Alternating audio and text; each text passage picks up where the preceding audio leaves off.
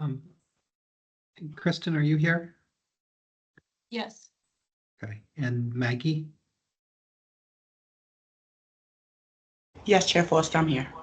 Okay. Did your backup equipment work? Yes, I was able to connect now through audio. Okay, and you're all set? Yes. Okay. We can call to order the Green Mountain Care Board's hearing of September 4th, 2024. We have an overview from the staff today of system-wide impacts on hospital budget requests and recommendations. There won't be deliberations or motions today. These are just the staff recommendations. And then there's been an email sent out to hospitals and VAWs as to when hospitals are likely to have their individual budgets reviewed by the board, deliberated by the board, and motions made. Between now and then, there's some additional information coming in from hospitals in response to board questions. So that information will be received and considered. There could be slight changes in time depending on when information is received from hospitals.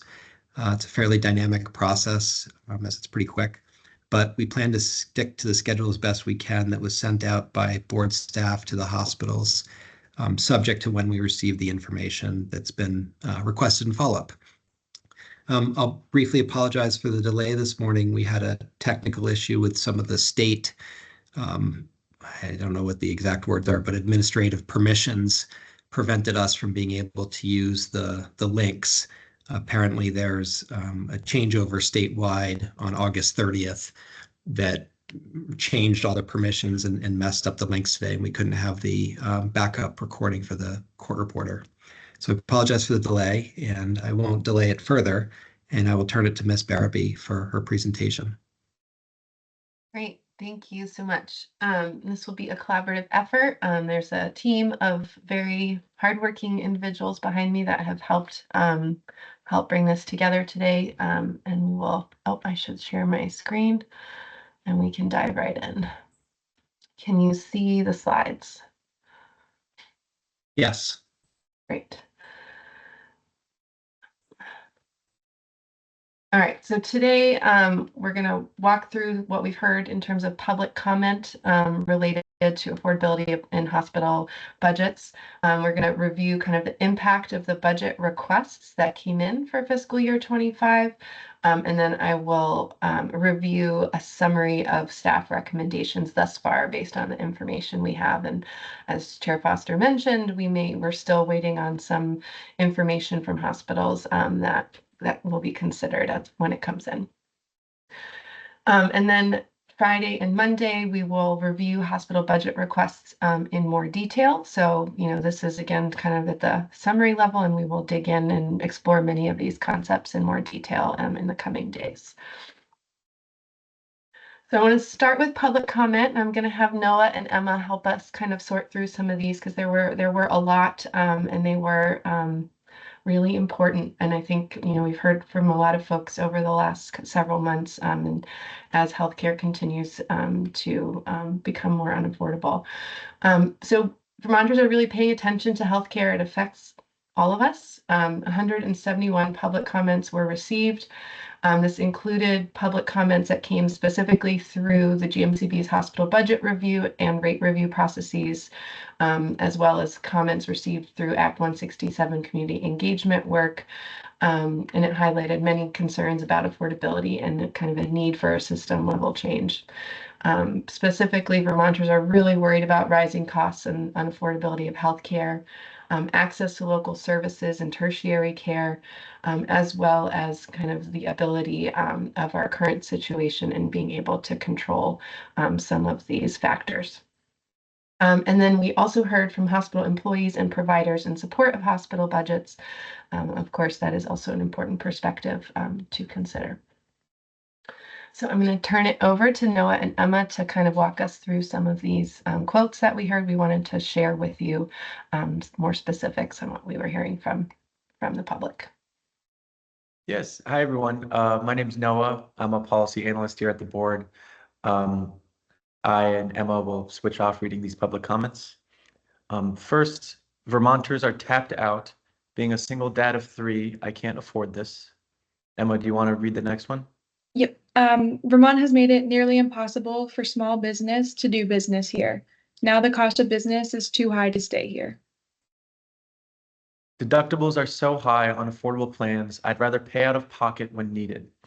Patients delay care, which ultimately raises healthcare costs. We're bleeding healthcare providers out of the system because it's untenable. What individual gets anything close to a 19% raise each year? How is an individual expected to pay for this increase in health insurance? I currently have a $9,000 deductible and yet pay $740 per month, half of what I pay for rent. For that amount, I receive only the most basic preventative care and a slight discount on bills I pay out of pocket. Where do these increases stop? I expect Blue Cross Blue Shield will get an increase regardless of what the public says. I expect I will be paying more for a higher deductible and less care. My nonprofit organization provides coverage under both of these plans to support the health and well-being of 43 employees and their families. The cost of health insurance has continued to place a strain on the organization's budget, which has led to underinsured families and staff turnover. Increasing the cost of health insurance through the marketplace will put additional strain on children and families served by the organization, who often have limited income and tight budgets. Healthcare costs are already out of control. Taxes will be going up, now healthcare, but my salary doesn't seem to have the same raises. People will have to choose between taking care of their health, living in a decent house, or eating. Enough already. As a small nonprofit employer committed to providing fair wages and benefits to our employees, we continue to be challenged by double-digit increases in health insurance rates. Over the past 5 years, we have switched plans and insurers several times, moved to high deductible plans with health savings accounts, and have had to increase employee contributions. This makes it more complicated as well as more expensive for both our staff and for us as an employer. Continuing increases are simply not sustainable for our institutional budgets, for our staff, or for our ability to continue to operate with staff here in Vermont. I am an owner of a small business here in Burlington for over 20 years. We offer our employees 100% healthcare coverage and $100 per paycheck to their HSA. We are so discouraged by the rate increases for healthcare here in Vermont. We have seen it consistently go up for decades by 10 to 12% a year. Now our premium has gone up 25% and reporting that it will go up another 20% in 2025. Then who knows how much after. Vermont has made it nearly impossible for small business to do business here. Besides the high rate of taxes, healthcare costs are some of the highest in the country. As a family plan, we still have a deductible of $8,500. This is insane. We cannot afford to offer this benefit to our employees and give them the salary they need to live here. I want to know what we can do about this. It is already hard to attract talent to move here because of the cost of living. Now, the cost of business is too high to stay here.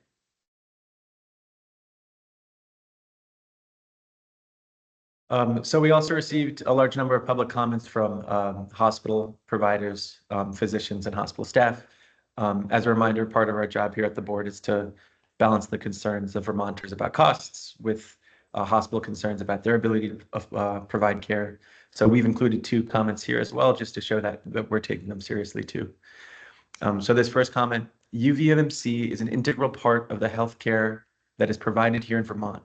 Many resident physicians, after completing their training at UVM, chose to stay in this area to continue to practice medicine. UVMC, as an academic medical center, is integral to providing a great portion of subspecialty care that would otherwise not be available to Vermonters. An academic medical center such as the UVMC is at the forefront of healthcare innovation and research, which are both necessary for the advancement of the field of medicine. If it were not for UVMC, many Vermonters would be forced to seek specialty care beyond state lines. I use health services in both the Rutland and Springfield areas. In 2019, 1 week before my second child was due, Springfield Hospital closed their birthing center where I had planned to be.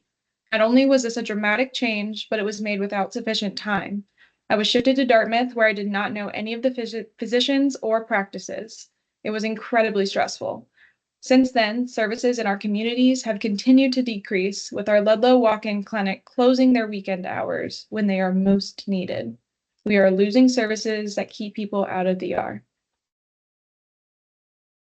Thank you both. That it's a lot to think about, and it's affecting a lot of people. So I just, I think we wanted to make sure we were all kind of aware and hearing these stories, which are so important because, we have quantitative data, but it doesn't often do justice of what people are actually feeling in their day-to-day lives.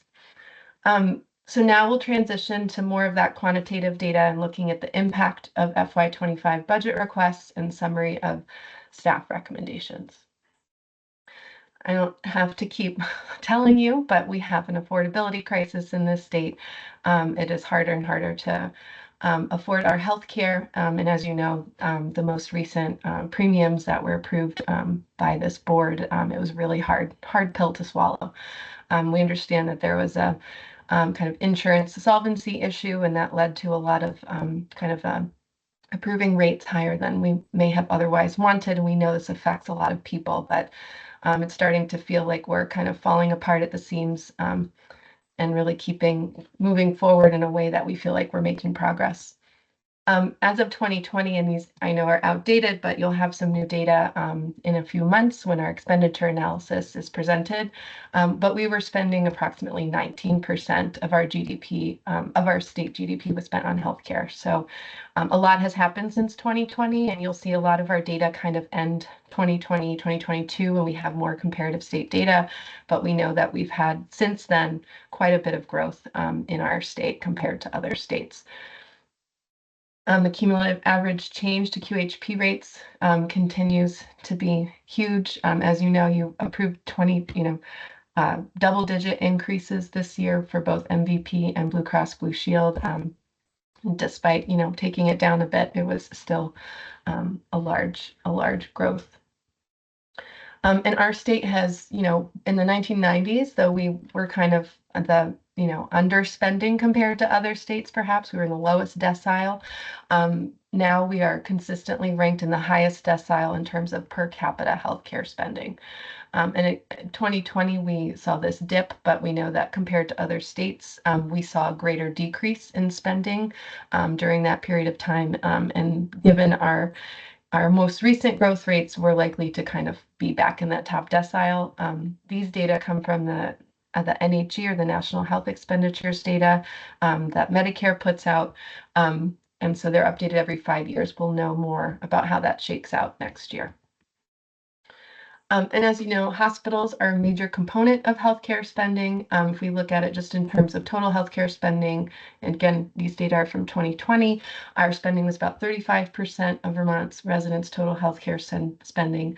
But if you look at just Vermont providers, hospitals receive approximately 47% of healthcare revenue spent within the state. If we look at kind of our growth trajectory compared to FY17, so that's when we implemented the all-payer model. If we trended that forward at 3.5 or 4.2, you can see the red and the purple lines kind of going up at a gradual growth rate. And then the gray bars are the budgeted amounts. The blue bars are the actual amounts. So you'll notice in 2020, there was quite a reduction compared to what we had expected before the pandemic. That budget was approved before the pandemic had arisen. And then over time, this growth has kind of exceeded that 3.5 to 4.2% growth year over year. The pink bar chart is the projected from 2024. The orange is the guidance that was set for 2025, and the green, and apologies, they don't show up on the legend, is for the requested amount from hospitals in 2025.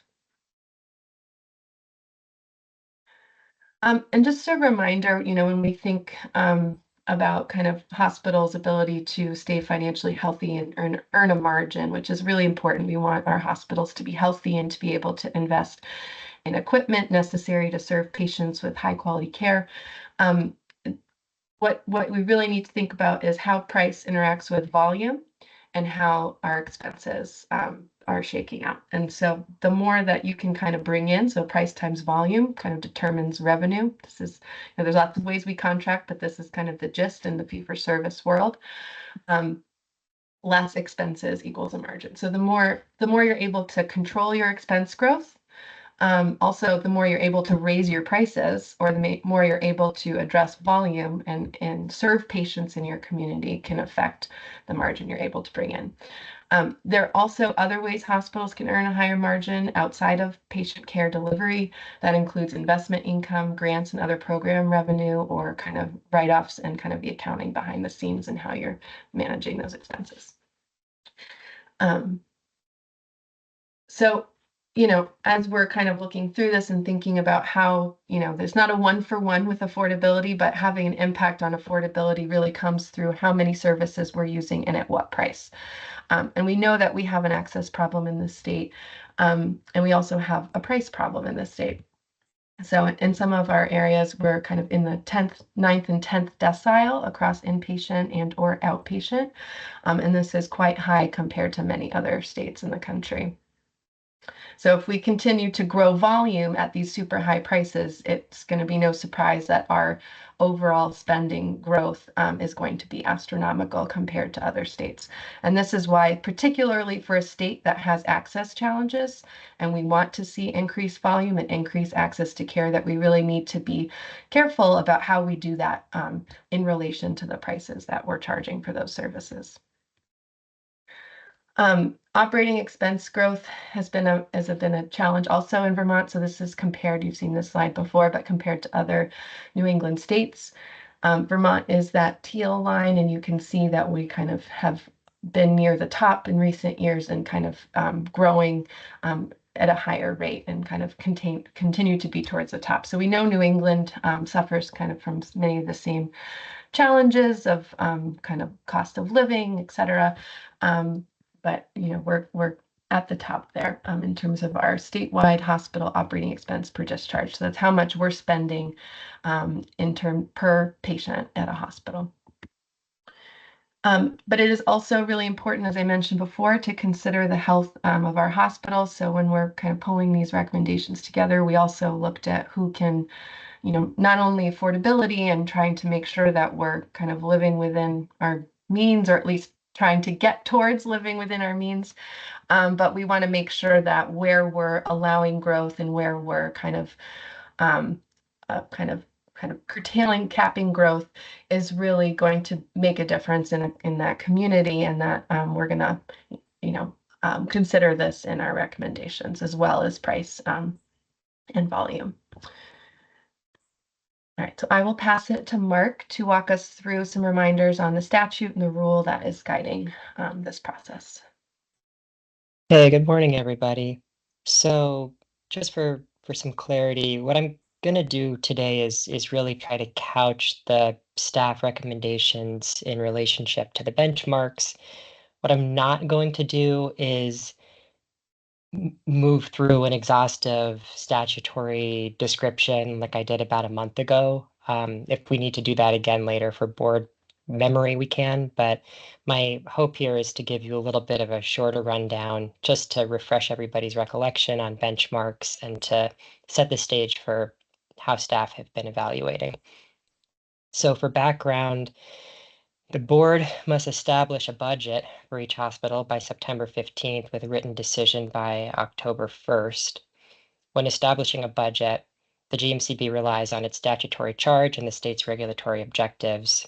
And again, a description of those objectives are in the presentation slides that Elaine and I did at the beginning of August. Under GMCB Rule 3.306, hospitals bear the burden of persuasion in justifying their budgets as submitted. If a hospital doesn't meet its burden, the board must adjust the budget such that it aligns with the state's regulatory objectives, which means that the question for the board is obviously whether the hospital has justified its budget. That's the question. Go ahead to the next slide, please. So with that in mind, we use benchmarks to act as a helpful starting point for everybody. The board may establish benchmarks under statute. The board can establish a process to define on an annual basis criteria for hospitals to meet, such as utilization and inflation benchmarks. That's 18 VSA 9456E. And the board establishes those benchmarks for hospital use in developing budgets by meeting with VAS and the HCA to obtain input, holding public hearings, taking comment, and then providing benchmarks to hospitals by March 31st, which is what we did this year. Benchmarks, again, help the board consider whether budget adjustment is necessary, and they give the hospitals clear notice as to what the board is looking at as a starting point for hospital budgets. Go ahead to the next slide, please.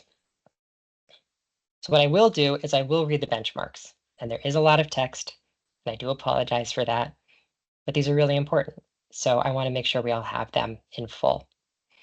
We had 3 benchmarks this year. The first benchmark was about net patient revenue. So here's the benchmark. Growth in net patient revenues for hospital services is benchmarked at the system level at an amount of 3.5% over the FY24 system-wide approved budget, in line with the total cost of care growth target in the Vermont all-payer model. For the purposes of this benchmark, the growth rate is allocated across hospitals at an equivalent rate, though the board recognizes that it may be appropriate for some hospital budgets to be above or below the system-wide target. For budgets that request NPR growth exceeding this benchmark, hospitals must provide justification, including credible and sufficient supporting evidence that the excessive growth reflects an improvement in access or quality of care. For example, increased access as justified by lower projected wait times and a means to achieve them, population growth as justified by demographic trends and projected increases in new patient volumes, etc. In evaluating proposed budgets, though this target is relative to current year budget, staff will also consider hospital prior year actuals and projected current year performance relative to the respective NPR growth budgeted for these years. For any hospital with material differences between budget and actual or projected NPR, FY23 or FY24, the GMCB expects the hospital to address that variation as part of its justification for budgeted FY24 and FY25 NPR. So that's net patient revenue, that's benchmark 1. Next slide, please. Benchmark 2 was commercial growth. So this is commercial rate growth or negotiated rate growth. I'll just read it. Commercial rate growth by payer shall be no more than the PCE price index plus 1% as of January 2024 over FY24 approved budget, which amounts to 3.4% for FY25. The GMCB anticipates establishing a cap on any commercial rate increases for each hospital, which will also apply as a cap on the increase that the hospital may receive from any individual commercial payer. Any GMCB approved rate increase is a cap, subject to negotiation between a hospital and commercial insurers, and is not an amount set or guaranteed by the GMCB. Hospitals proposing budgets that exceed this growth rate will be required to justify this request with sufficient and credible evidence of hospital efficiency and maximized productivity of resources. For example, average work RVUs per clinical FTE by department, both the level and the associated percentile of national benchmarks or similar, measures of hospital cost and efficiency used by leadership to assess operational efficiency, both the level and the associated percentile of national benchmarks or similar, etc. And then the third benchmark slide, operating margin. Hospital financial stability may help Vermonters maintain access to essential services. While there are many indicators that are important for evaluating financial health, a key metric for private entities is operating margin, as it expresses the ongoing ability of an organization to cover its operating costs with its expected revenues from operations. Hospitals proposing budgets with margins at or less than 0% will be required to explain key drivers of their sustainability challenges and justify with sufficient and credible evidence of hospital efficiency and maximized productivity of resources. For example, average work RVUs per clinical FTE by department. I won't read that one again. Measures of hospital cost and efficiency used by leadership to assess operational efficiency, both the level and the associated percentile of national benchmarks or similar, etc. Operating margin, a hospital's operating margin shall be greater than 0. The board recognizes that achieving a positive operating margin requires generating sufficient revenue, managing expenses and expense growth, and performing efficiently. So again, a lot of text. I do apologize for that. But if we go to the next slide, I think I can turn it back to you, Elena. But here is a breakdown just for the sake of your eyes on those 3 benchmarks in shortened form. Great. Thank you. Great, and I dropped this in, so I don't know if it's on the web yet, but I'll make sure it gets updated. I just wanted to kind of reflect on the metrics that we used in establishing guidance. So as Mark mentioned, we relied on the personal consumption expenditures or the PCE price index. As you noted from the previous slide, it was based on January 2024. If you look at the slope of the line, it's much steeper than where we've been for the last 4 months. So actually inflation has come down quite a bit. So I just want to kind of preface this by saying there's, I think the way that we set guidance this year is, if anything, quite generous, given kind of where we are in this current time and assuming that inflation continues to kind of level off. We were in a high inflationary environment before, but thankfully that is slowing down. So I wanted to put this up for some context. This is a summary of the hospital budget requests. I focused on NPR growth and commercial price growth. Operating margin's not on here. I think operating margin, everyone kind of estimated to be above 0, except for the exception of one hospital that we know kind of fills their budget with some fundraising. So essentially they would be around or just above 0. So I think we can focus on NPR and commercial price growth. Only one hospital came in, Mount Ascutney, meeting all the benchmarks. So they requested a 3.2% NPR growth. This came down from an earlier version because there was some CON related spending in that estimate. So that's why that now was just above the threshold. Now it's below the threshold. But other than that, either we had hospitals that exceeded the benchmark on NPR or exceeded the benchmark on commercial price growth. So you have seen these. I'll explain what the columns are to the right, but I'm not going to read you all the numbers. So we have the first column is the NPR request. So this is how much their total patient service revenue is growing from FY24 budget, as was outlined in the guidance. The second column, the verse G, is how that request compares to the total dollars of NPR that were kind of allowed to them in guidance. So if they were growing to guidance, what is the difference between what they requested in guidance in terms of dollars? The third column compares this in a percentage point, so you can see kind of the magnitude of the overage or under. In some cases, hospitals came in under. And then the fourth column is a little confusing, but I was trying to give you guys a sense of the relative magnitude that each hospital was over the guidance. And so some of those hospitals you might see, like Brattleboro, has a -1 because they were under the guidance, so they would relieve pressure from that total overage at the statewide level. So you'll see that sums to 100. And we did the same kind of analysis for commercial price. So this column just to the right of the commercial price request shows the total dollars that the hospital is over or under in terms of the guidance established, the 3.4%, the consumer price growth. And then we compare in terms of the magnitude or a percentage to guidance, and then as a percent of the system. I'm happy to answer questions as we go, but I'll keep going along if no hands are up. This kind of looks cumulatively since before the pandemic. I think a lot of the discussion that we've had in recent years is making sure we shore up the system. There was a crisis. We lost a lot of revenue. Hospitals were struggling when they couldn't see patients to stay afloat. And that was one of the major challenges of living in a fee-for-service world, is being able to kind of adjust and accommodate those downturns. But if you look from fiscal year 19 actual, so where we were before the pandemic, to what has been requested today, that would be a $1.3 billion addition in 6 years, or approximately 48% cumulative growth rate.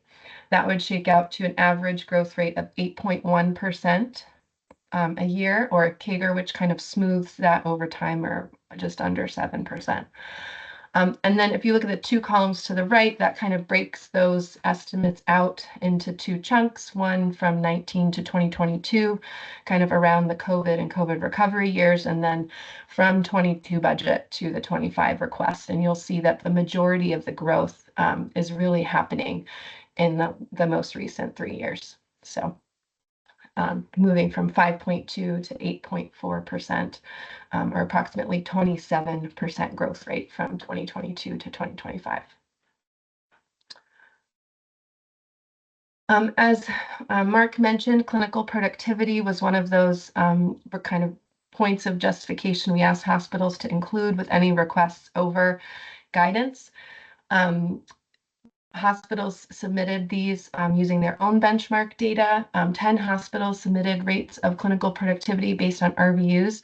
They came from a variety of sources, so it's kind of difficult to compare apples to apples in different peer groups. So that's kind of an area we're exploring for future years. But based on those data, 68.4% of reported clinical FTEs are performing below the 50th percentile in their respective benchmarks, and 70.8% of reported departments are performing below the 50th percentile of their respective benchmarks. So we summarized based on the hospital's data that they submitted, kind of what we were observing at the system level.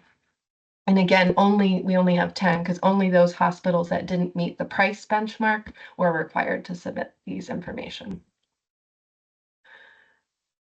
Okay.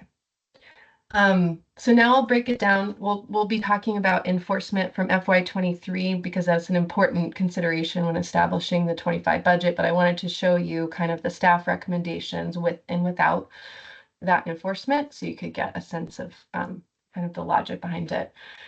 So staff recommendations, again, we're really trying to get the system to kind of trying to control the growth at the system level, recognizing that we do have a need to expand access to care and that will come with volume. So we want to make sure that we're doing that and that the system's prepared to do that in a way that's not going to exacerbate the affordability crisis that we already have.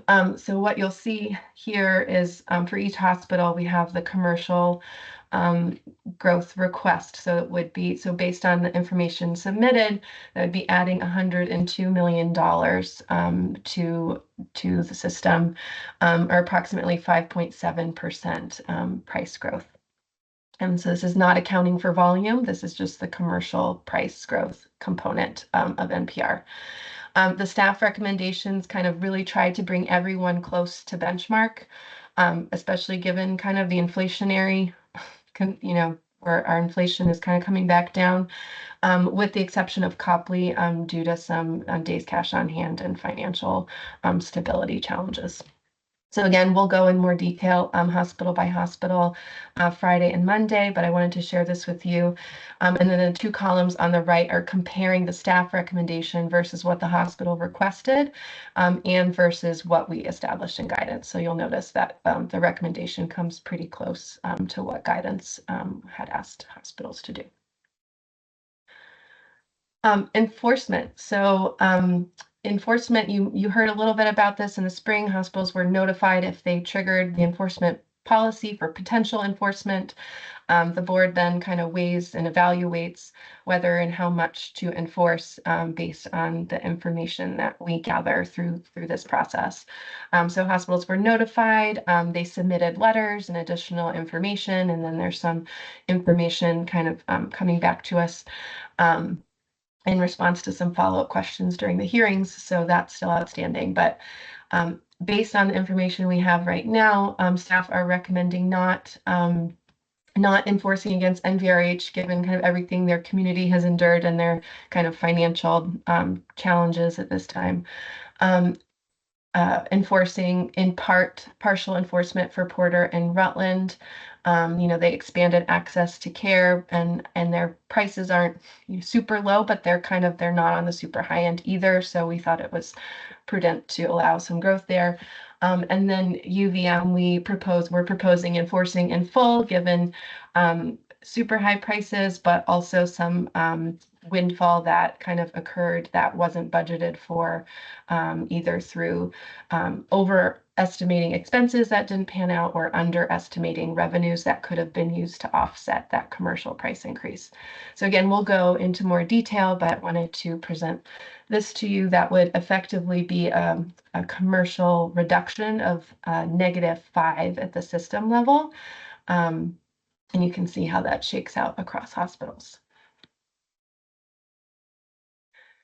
This is a recent history of commercial rate approvals. I think part of the challenge with enforcement and in this process is like, how much rate do we need? And no one has a crystal ball and can tell exactly what the volume will be this year and how much rate we need. But the further away our estimates get on volume means that we could potentially be giving too much price.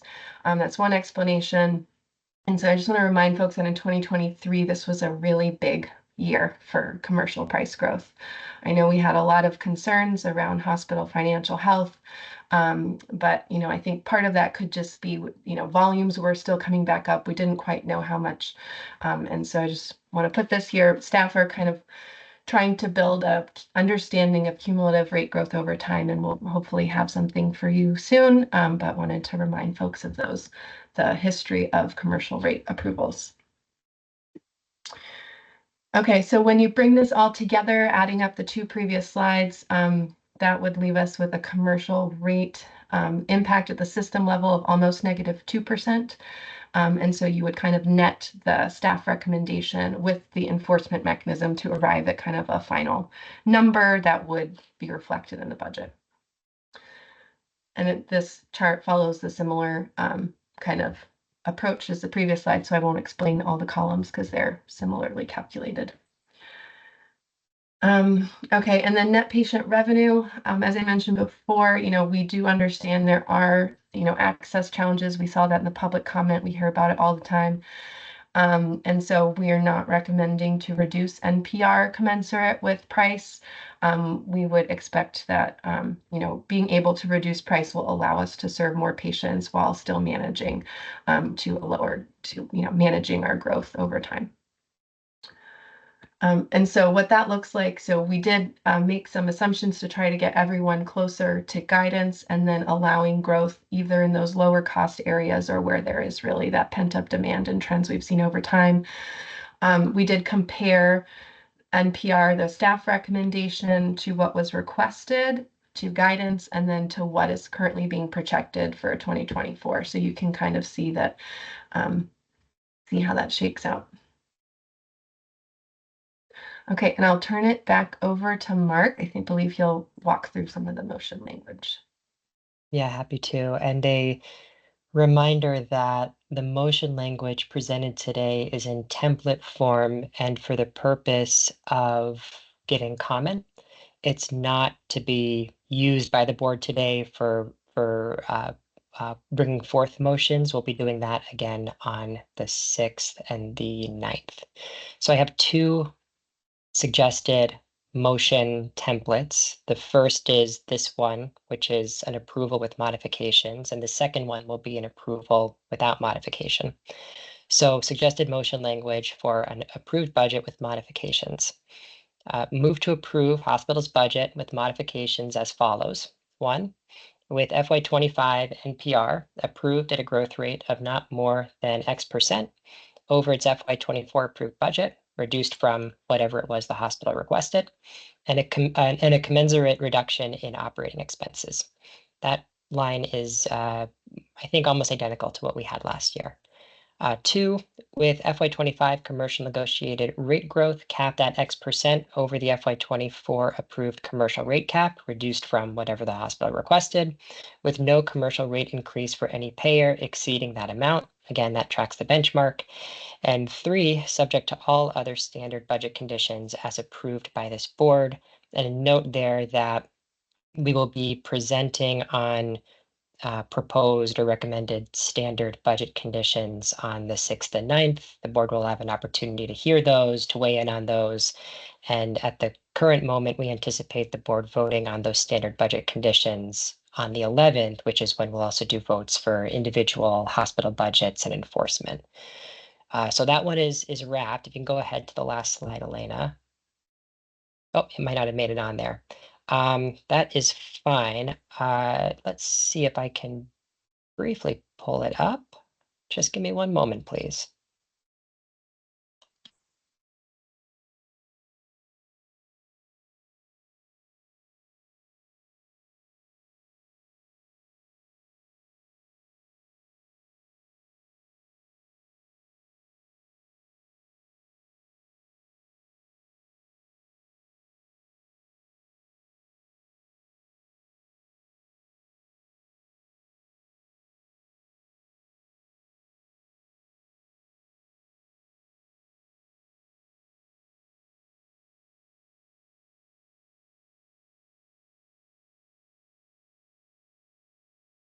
There we go. I think I got it. Appreciate your patience for a moment there.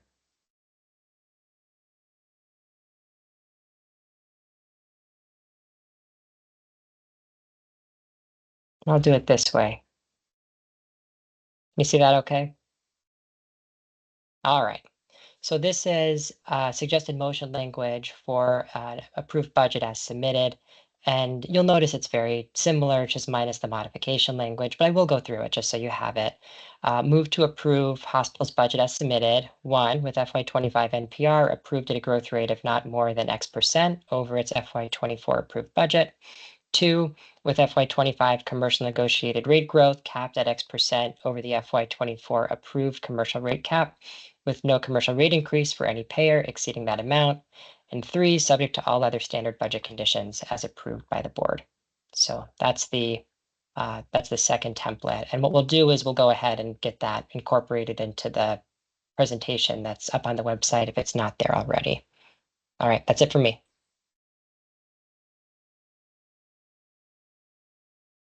And that's all we have today. So I'll turn it back to you, Chair Foster, in case there are any questions. Thank you both very much. It was really helpful context and a deep dive from a system perspective, and I appreciated it a lot. So I guess just thank you for putting in all that effort to present this to everybody. One just kind of technical question on slide 33, which was the slide with the historical rate increases.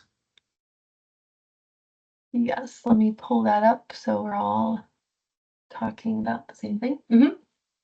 I think I got the right side. Do you know off the top of your head whether this includes mid-year increases? If Matt Sutter is online, I'll have to get back to you. I believe it does. Yes, it looks like yes. it does. Yes. Okay. And then just so I make sure I'm reading right, the hospitals where the name of the hospital is in black and bold on the left, those are the ones where the numbers reflect change in yes. charge. So the hospitals bolded and black are the ones that are subject to potential enforcement for fiscal year 23. So sorry, it's hard to read. There's a lot going on. So the colors, the red and the blue denote super, higher versus lower rate. But then the black, the bolded lines are those that are being considered for enforcement. Okay, so if I go to 2023, so there's two different things going on. There's change in charge and there's commercial effective rate. And so Yes. if I wanted, so for, let's take UVM in 2023, that 14.77 is the commercial effective rate, not the change in charge, right?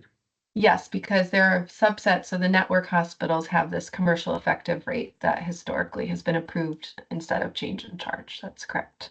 But then Rutland for 2023 is in black. And so Rutland's number reflects a change in charge, not a commercial effective rate. That's correct. Okay. Okay. That's all I had. I just wanted to make sure I got that one right. Any other board member questions or comments?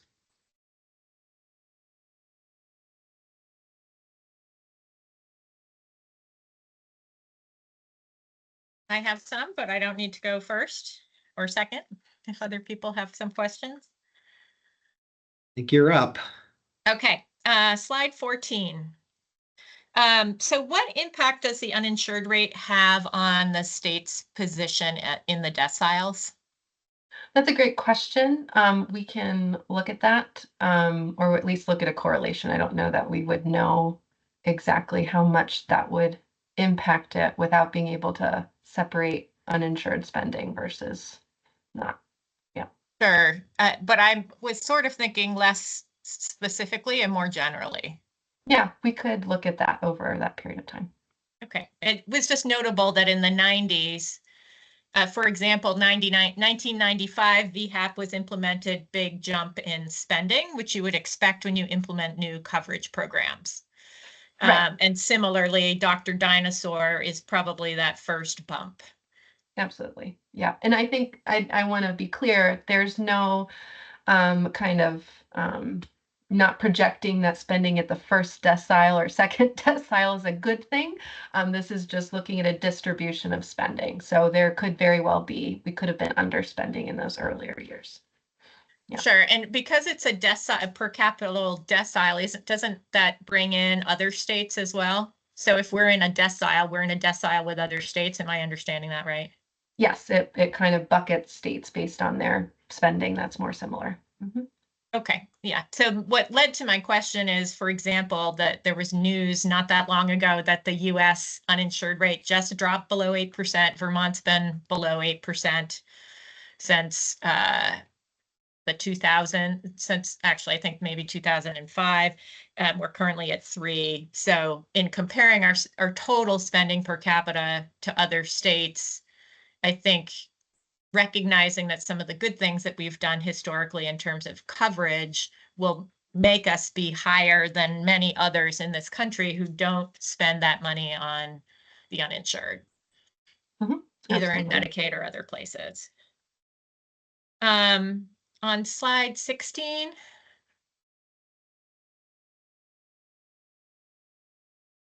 the 3.5 to 4.2 here is NPR growth from 17, not Yes. total cost of care. Yes, NPR growth. Okay, great. I just was curious because it didn't look like it matched the total cost of care spending that we've been reporting to the federal government. So trying to just understand that piece of it. And is 4.2, I think if the 3.5 to 4.2 is based on the APM targets? Yes, and that is the same growth rate that was approved in guidance by the board. Okay. Yeah. Great, thanks. My next question, I think, was on slide 32.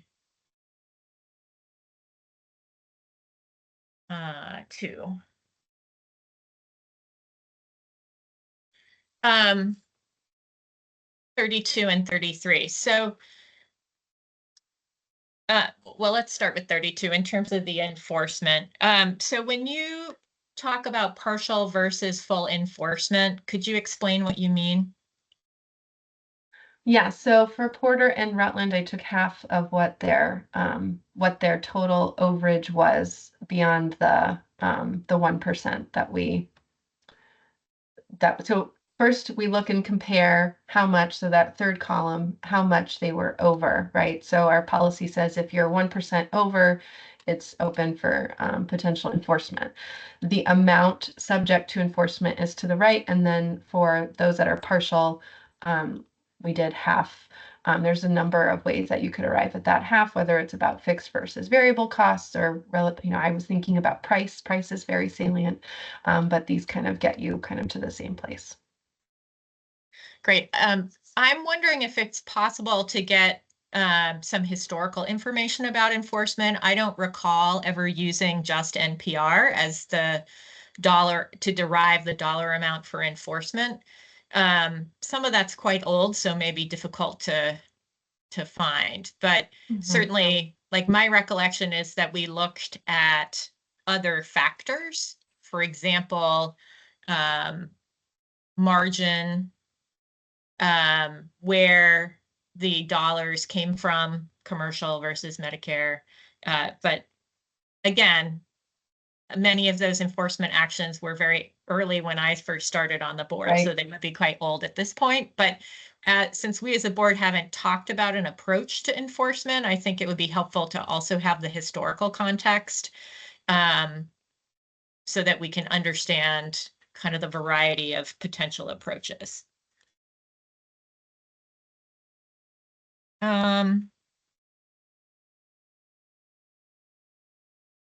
On slide 34, actually slide 35. So I totally understand your rationale for not doing a dollar for dollar reduction in NPR commensurate with a reduction in the price recommendation, but I think it would be helpful to have that impact because, for example, and maybe it's just me, which totally happy if it's just me, it's difficult for me to understand then, like if we're reducing, let's say, Porter by the recommendation of 9%, but approving a 3.5% increase for budget to budget, what then is the potential utilization growth percentage there? Yep. Because, for example, they're 7.6% over, they're 7.6% under in their projected to current, or to this recommendation, which is a lot of room, just if you think of it from a utilization perspective. That number, I'm assuming, is higher if we were to approve the staff recommendation on 34. So for me, because I do want to understand this interrelationship between price and utilization, having that price impact on NPR, total NPR would be helpful because it gives me a sense of how much NPR growth would have to occur just on utilization in order to hit the staff recommendation. Yeah, if and that I think makes sense. Yep, that exists in this slide right here, but we can, great. so that's that commercial rec versus requested. So that's the NPR value. I think we could add that for you to the net patient revenue. Yeah. Right. I would Yeah. rather not have to subtract it out of the NPR rec and recalculate the percentage myself, if at all possible. Yeah. Yeah. Thank you. And then so I had a question for Mark on the motion language. So historically, as was noted in the slide, we've approved change in charge. So I think it should be clearer in, I guess that's why you're saying negotiated rate growth, right? So you're saying this is the commercial effective rate we'd be voting on, not the change that's in exactly charge? right. This would be commercial effective, not change in charge, consistent with the second guidance benchmark. Okay. Will we know what that translates to a change in charge?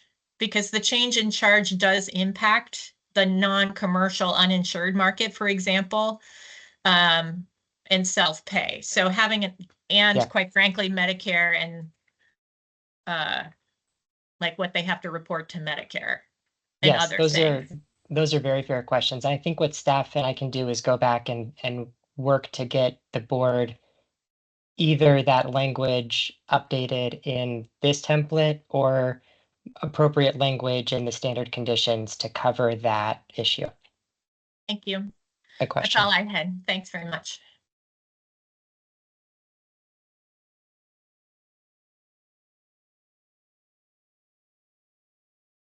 Any other board member questions or comments?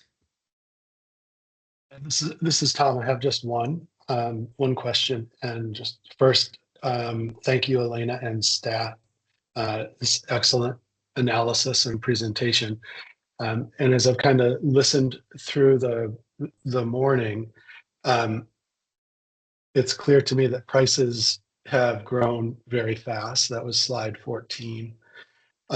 Productivity is relatively low. That was around slide 30. We've heard that it's difficult for hospitals to hire clinical staff, physicians, primary care specialists, nurses. Yet there's the budgets, and I'm wondering if you could pull this slide up. It's slide 29, I think. We're 1.3 billion over pre-pandemic. The budget requests are 1.3 billion over pre-pandemic levels. Yet we have hospitals, the majority of our hospitals are in the red. So that 1.3 billion is being spent, but it doesn't appear to be being spent on clinical care. So where is it being spent?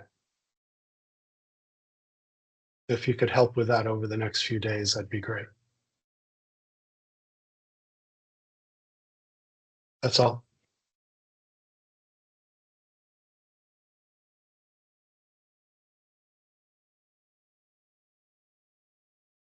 I have a quick question. You could leave the same slide up. That's fine.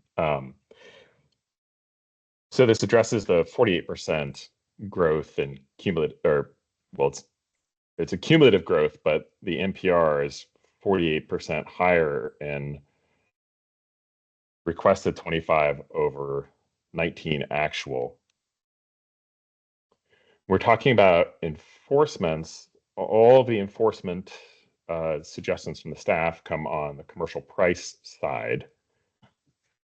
Why not consider enforcing on the NPR side to undo some of that 48% growth? What's the logic of not doing both NPR and price for enforcement? I guess I'd have to understand what you mean in terms of NPR. So I think there's a couple things going on. One is the money is spent. It's not like we can go back and take that money back. There are no clawbacks in our process. I think the other thing from a more policy lens is really, if we're talking about access to care and that we don't have the access to care that we need across our state, making sure there's room. I think we don't want to just say go forth and drum up all the access you want. We need to make sure that, our prices aren't overinflated relative to that, to still kind of balance that out.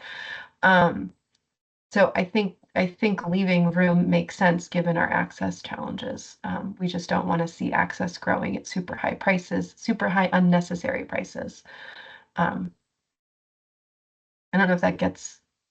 Well, I'm not talking about clawing back money, but some of this money was one-time windfall money. And so what my question is more rebasing NPR so that the NPR isn't growing such that, this 48% growth, those insurance rates don't come down. They continue to grow higher. So I'm just, and I appreciate the context, which is I think what you're saying is that to ensure that we maintain access in the state to care, we would consider not trying to rebase the NPR, even though the NPR was spent vastly above the budgeted approved NPR. Yes. Yeah. Thanks.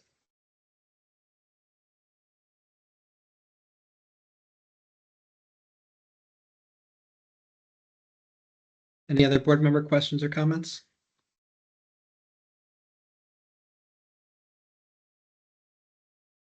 Great. Can I ask a clarification? Dave, were you speaking specifically in terms of the windfall one time to the UVM enforcement? I didn't recall that from at least Rutland or NVRH. I was I can go speaking. back and reread it, but I was speaking to enforcements in general. Okay.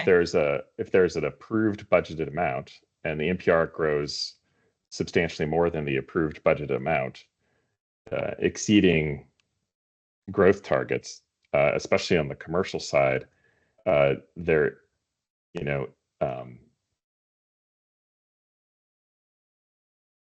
we want access to be good, but we don't want those insurance rates, those commercial insurance rates, to continue to rise at the rates that they have and now they're quite high. So my question was more of a general question about enforcement. Because it's an NPR overage, why not think about it on NPR as opposed to commercial price, and what the rationale is for that? Thank you for the clarification.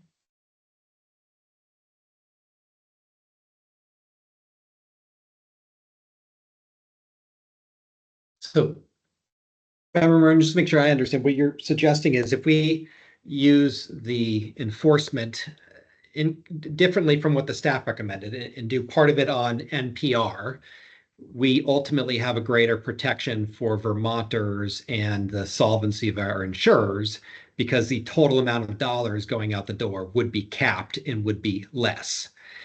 Versus the staff recommendation here for us to discuss later this week, which is let them keep the NPR, but lower the prices so that they have more runway to increase access up to that amount. So what you're saying is move that amount lower to protect the consumer and insurers, right?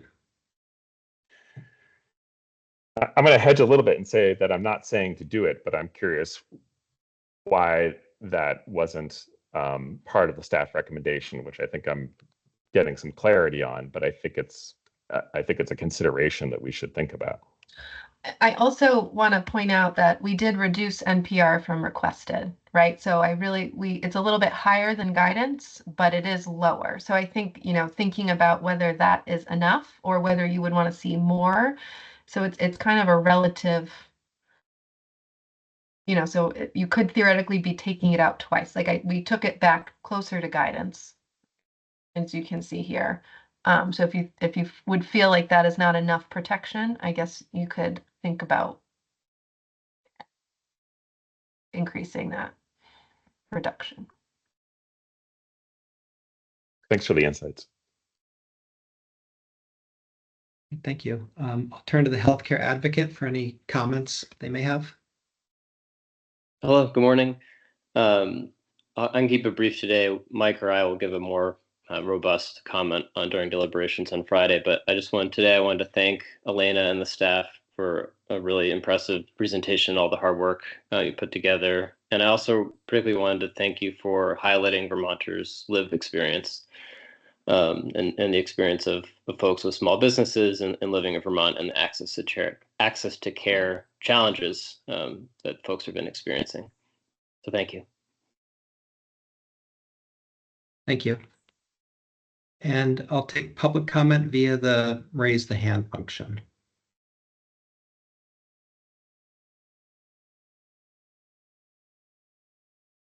Mr. Del Treco, good morning. Good morning. Sorry that you had so many technical difficulties this morning. It's never easy. I think I have 3 questions / comments. I'm not sure which they are, so we'll have to sort of run it out. The first is around enforcement.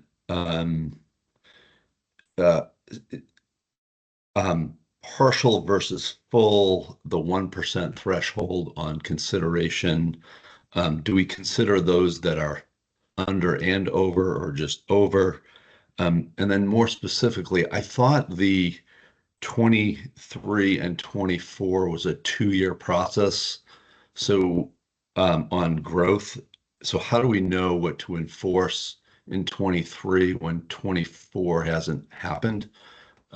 My memory might be a little fuzzy there, but I thought those were it was a 2-year cycle, so there may be some uncertainty on what's in the 24 space. So that's enforcement.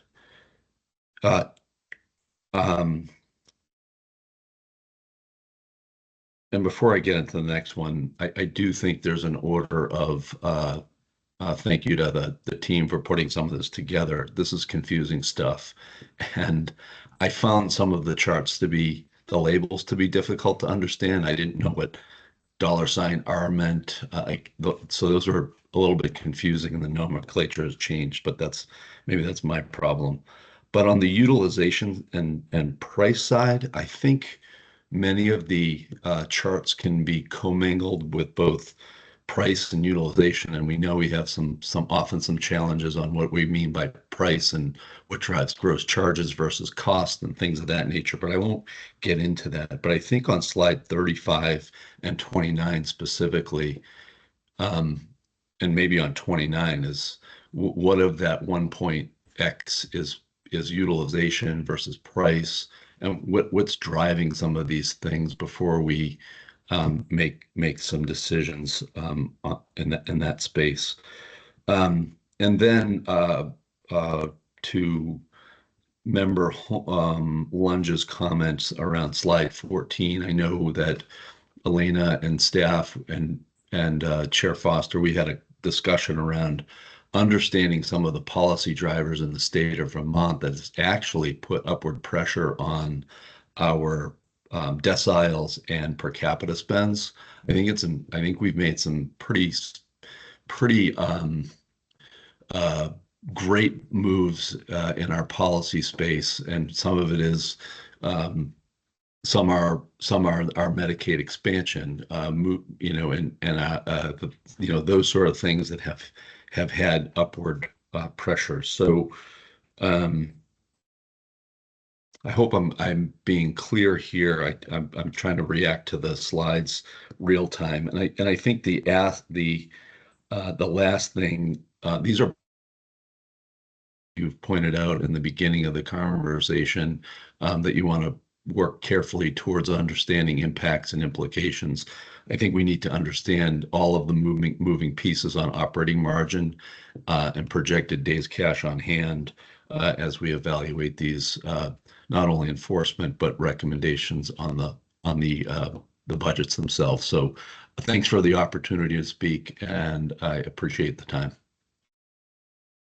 Thank you. And we intentionally put up our staff recommendations earlier this year than I think we historically do, so that we would have more time to get feedback. So thanks for people who attended and are participating. I think in past years, we'd put up the staff recommendations and deliberations on the same day.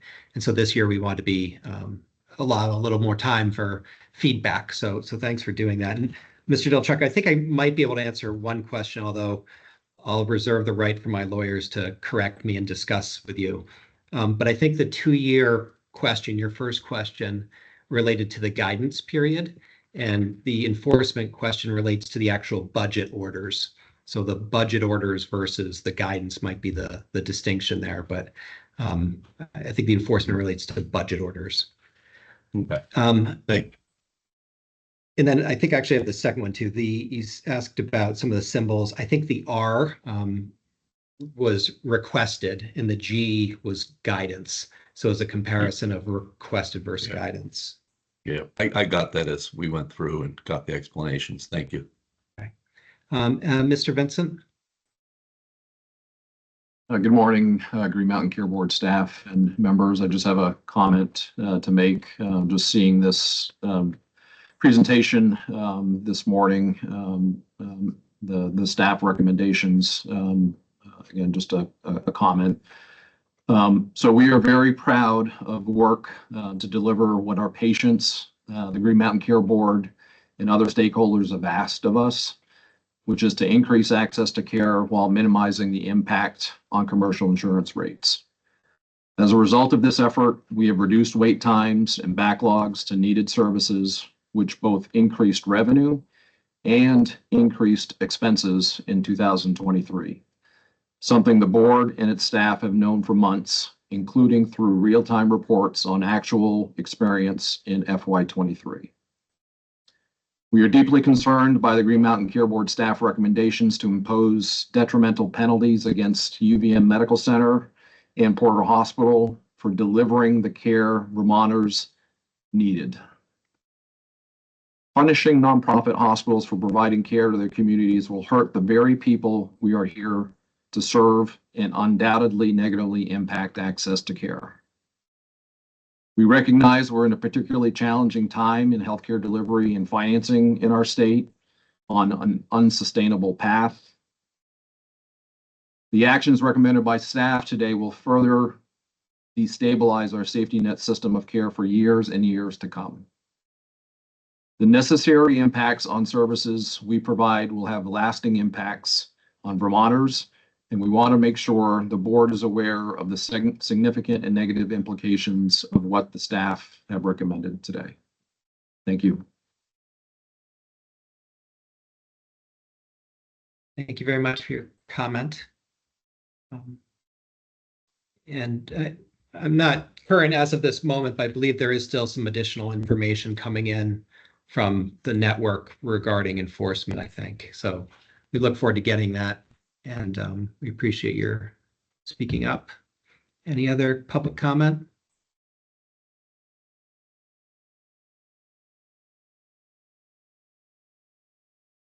Okay. I appreciate everyone participating, and again, our staff. It's an immense amount of work on hospitals and the staff, and I really appreciate everyone's efforts so that the board can try and make the best decisions possible for the state, given everyone's acknowledgement, which I think is really important, that this is a really difficult time for the state and for the providers and the patients and the insurers. So I have nothing else, and we look forward to hearing any other comment that people may have, and thank you everyone for attending. I will move that we adjourn.